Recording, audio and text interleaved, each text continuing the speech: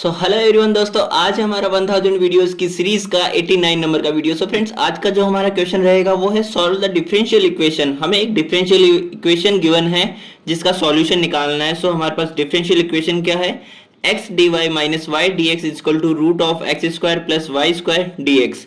यहाँ पर मैं पहले तो हर बार की तरह यही बोलूंगा कि इसको तमीज से लिखो। तमीज से लिखने का क्या मतलब है कि आपको यहाँ से dy बाई डी एक्स को कॉमन लेना है, सेपरेट करना है, और जिस कंडीशन में यहाँ से जो जो कॉमन आ सकता है उनको कॉमन लेके एक अच्छी सी कंडीशन में निकाल के रखना है इसको। ओके, सो यहाँ से x dy is equal to root of x square plus y square d x plus में वाई डी एक्स आ जाएगा। एंड देन जब मैं dx यहाँ से कॉमन लूंगा तो मेरे पास dy बाई डी एक्स आ जाएगा यहाँ से।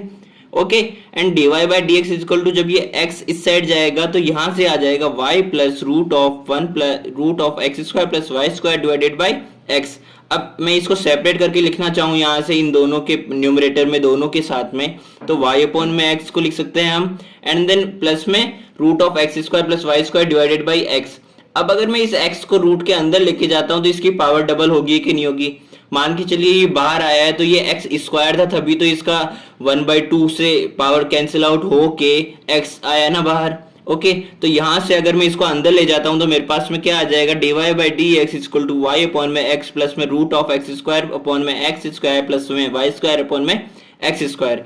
यहाँ से एक्स स्क्वायर कैंसिल आउट हो जाएगा एंड मेरे पास जो रिमेनिंग टर्म बचेगी वो आएगी root of 1 plus y square upon में एक्स स्क्वायर प्लस में वाई अपॉन में एक्स। तो ये था हमारे पास में dy बाई डी एक्स। हमारे पास क्वेश्चन ये है। अब यहां से आपको डिसाइड करना है कि इसमें कौन सा मेथड अप्लाई करना है। ठीक है, वो तो हमें एग्जामिनेशन फॉर्म दी हुई थी क्वेश्चन की। तो अब यहां से अगर मैं एक होमोजीनियस इक्वेशन में, यहाँ पे मेरे पास y अपॉन एक्स की फॉर्म में आया है ना, तो इससे हिंट लेके मैं अगर यहाँ चेक करना चाहूँ कि हम होमोजीनियस इक्वेशन मेथड लगा सकते हैं या नहीं, पर होमोजीनियस इक्वेशन मेथड तो आप वहीं पे लगा सकते हो ना जहाँ पे वो इक्वेशन खुद होमोजीनियस है। तो हम यहाँ पे पहले तो ये चेक करेंगे कि ये इक्वेशन जो है dy बाई डी एक्स की जो हमारे पास डिफरेंशियल इक्वेशन है ये होमोजीनियस इक्वेशन है या फिर नहीं। तो होमोजीनियस इक्वेशन है या नहीं ये चीज हम कैसे चेक करते हैं कि हमारे पास में कोई भी अगर एक फंक्शन है x एंड y वेरिएबल में, उसमें हमें होमोजीनियस इक्वेशन की एप्लीकेबिलिटी चेक करनी है। तो यहां से हमारे पास में ऐसा होना चाहिए कि उस x की जगह पे tx रिप्लेस करें एंड y की जगह पे जब हम ty को रिप्लेस करें तब हमारे पास में उसमें t to the power n हमें कॉमन निकल के आए। मीन्स अगर मैं f of tx common tx replace करता हूँ एंड ty रिप्लेस करता हूँ y की जगह पे तो मेरे पास t to the power n and f of x f of y होगा यहाँ पे। ओके, अगर मैं यहाँ से वापस लिख के आपको बताऊं तो मेरे पास में फंक्शन में हम जब tx रिप्लेस करेंगे x की जगह पे एंड ty रिप्लेस करेंगे y की जगह पे तो मेरे पास में t to the power n and f of x y आना चाहिए। ठीक है, तो यहाँ से मेरे पास में ये फॉर्म जब निकल के आएगी तब हम कह सकते हैं कि वो जो इक्वेशन है वो nth ऑर्डर की एक होमोजीनियस इक्वेशन होगी। तो यहाँ से अगर f of x y is equal to, ये हमारे पास में इक्वेशन थी, ठीक है, f ऑफ x y। अब मैं x की जगह पे tx को रिप्लेस करता हूँ एंड जब y की जगह पे ty को रिप्लेस करता हूँ तो मेरे पास में क्या आ रहा है, यहाँ पे देखिए, यहाँ पे ty अपॉन में tx प्लस में 1 प्लस ty अपॉन में tx का होल स्क्वायर। तो यहाँ से जो t स्क्वायर निकल के आएगा वो तो ऊपर एंड नीचे न्यूमरेटर एंड डिनोमिनेटर में कैंसिल आउट हो जाएगा। एज इट इज अगर t यहाँ पे भी t and t cancel out हो जाएगा। मतलब मैं कह सकता हूँ कि अगर मैं f ऑफ एक्स वाई की फॉर्म में लिखना चाहूँ तो मेरे पास में ये पूरा as it is f of x y में कन्वर्ट हो जाएगा कैंसिल आउट होने के बाद में पावर्स को। ठीक है, तो यहाँ से मेरे पास में t टू दी पावर 0 ही लिख सकता हूँ। जब मेरे पास में t की पावर कोई बची ही नहीं तो मैं t की पावर 0 ही लिखूंगा। मीन्स ये 0th ऑर्डर की एक होमोजीनियस इक्वेशन है।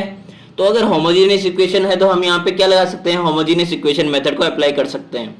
तो ना जब हम होमोजीनियस इक्वेशन को अप्लाई करेंगे तो हम कैसे करेंगे, dy by d x equal to y upon में x प्लस में root of 1 plus y square upon में एक्स स्क्वायर। अब यहाँ से हमें रिप्लेस करना है y अपॉन में x को v की जगह पे, तो यहाँ पे y is equal to vx हो जाएगा। एंड देन जब हमको यहाँ पे dy बाई डी एक्स को भी रिप्लेस करना पड़ेगा तो इट मीन्स हमें इसका डिफरेंशिएशन भी चाहिए with respect to x। So dy by d x के लिए हम यहाँ पे बोथ साइड्स डिफरेंशिएट करेंगे विथ रेस्पेक्ट टू x। तो यहाँ पे आ जाएगा dy by d x plus में v को एज ए कांस्टेंट रखेंगे तो x का x के रेस्पेक्ट में 1 हो जाएगा एंड जब x को एज ए कांस्टेंट रखेंगे तो dv मतलब v का हमारे पास x के रेस्पेक्ट में dv बाई dx हो जाएगा। तो यहाँ से मैं dy बाई dx की जो वैल्यू है वो मैं रख देता हूँ dy बाई dx की जगह पे एंड y की जो वैल्यू आई थी वो हम रख देते हैं यहाँ पे y में। तो यहाँ से मेरे पास में dy बाई डी की जगह जब हम रखेंगे तो v plus x d by d आ जाएगा, एंड जब y की जगह पे रखेंगे तो मेरे पास vx आ जाएगा और x एज इट इज रहेगा, एज इट इज यहाँ पे vx का होल स्क्वायर आ जाएगा and x square as it is रहेगा। तो यहाँ से x कैंसिल आउट हो जाएगा, एक्स स्क्वायर से एक्स स्क्वायर कैंसिल आउट हो जाएगा, तो मेरे पास आएगा v plus root of 1 plus v square. अब यहाँ से v से v कैंसिल आउट हो जाएगा तो मेरे पास बचेगा x dv by d x equal to root of 1 plus v square. अब यहाँ से अगर मैं v के जो वेरिएबल्स हैं, जो x के वेरिएबल्स है, इनको सेपरेट करना चाहूं तो मैं कैसे करूंगा कि यहाँ पे dv है तो मैं इसको डिवाइड में ले जाऊंगा, एंड यहाँ पे dx है तो मैं इसको RHS में ले जाऊंगा, एंड जब x है वो डिवाइड में आ जाएगा। एंड देन हम जब x एंड v की वैल्यूज को निकालने में इंटरेस्टेड है तो हमें क्या करना पड़ेगा, इसका integration both sides. So both sides after integration हमारे पास में पहले तो यहाँ पे तो आ जाएगा log x आ जाएगा, इसमें तो कोई दो राय है ही नहीं।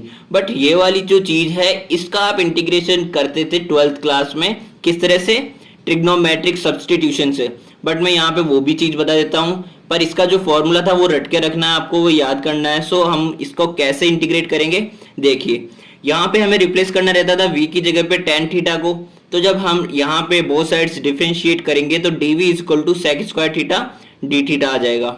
जब हमारे पास sec square theta d theta आ गया तो उसको किसकी जगह पे रखेंगे, dv की जगह पे रखेंगे। So dv is equal to sec square theta d theta आ जाएगा, एंड v की जगह पे हमने tan थीटा लगाया तो यहाँ पे tan स्क्वायर थीटा हो गया। अब 1 प्लस tan स्क्वायर थीटा क्या होता है, सेक स्क्वायर थीटा, तो सेक स्क्वायर थीटा जब रूट से निकलेगा तो सेक थीटा आएगा। अब सेक थीटा से सेक थीटा की एक पावर कैंसिल आउट हो जाएगी, तो मेरे पास में integration of sec theta d theta remaining रहेगा। अब यहाँ से सेक थीटा डी थीटा का आपको इंटीग्रेशन पता है कि क्या होता है, ln sec theta plus tan theta. अब यहाँ से आपको tan theta is equal to जो v आपने इनिशियली पुट किया था उसको आपको अगेन पुट करना पड़ेगा, तो मेरे पास tan थीटा की जगह पे तो v आ जाएगा as it is, but sec theta की जगह पे हम किस तरह से रखेंगे कि sec theta is equal to 1 plus tan square, ये वाली चीज जो हमने रिप्लेस की थी 1 plus tan square theta is equal to sec square theta होता है, तो सेक थीटा क्या हो जाएगा, root of 1 plus tan square theta means root of 1 plus v square. तो 1 प्लस वी स्क्वायर रूट में एंड प्लस में v tan थीटा के लिए, प्लस में c आ जाएगा मेरे पास इंटीग्रेटिंग कांस्टेंट। तो यहाँ से मेरे पास में ये वाला फॉर्मूला आ गया इसका इंटीग्रेशन। अब यहाँ से जब मैंने LHS में रख दिया हमारा इंटीग्रेशन एंड RHS में हमने log x प्लस में log c रख दिया, तो मेरे पास में दोनों साइड देखिए, पहले तो हमें जो v की वैल्यू इनिशियली हमने रखी थी वो हमें v की वैल्यू इसको लौटानी पड़ेगी। तो v is equal to y upon x हमने माना था, तो v इज इक्वल टू जब वाई अपॉन एक्स हमने यहाँ पे रखा वापस से, तो मेरे पास में यहाँ से आ जाएगा y plus root of x square plus y square divided by x, ठीक है। एंड सामने अब यहाँ पे log, अब मैं इसकी लॉगरिथम की यहाँ पे प्रॉपर्टी लगाता हूँ क्वेश्चन की, तो यहाँ पे आ जाएगा log of y plus root of x square plus y square minus में log x हो जाएगा। LHS का हम टर्म सॉल्व कर रहे हैं ये वाला, एंड RHS में मेरे पास में log x plus log c already आ चुका है। तो यहाँ से मेरे पास में देखिए जब मैं log x को RHS में लेके जाऊंगा तो मेरे पास में 2 log x हो जाएगा प्लस में log c। अब यहाँ से लॉगरिथम की जो पावर की प्रॉपर्टी है उससे हम log x स्क्वायर लिख सकते हैं इसको, है ना।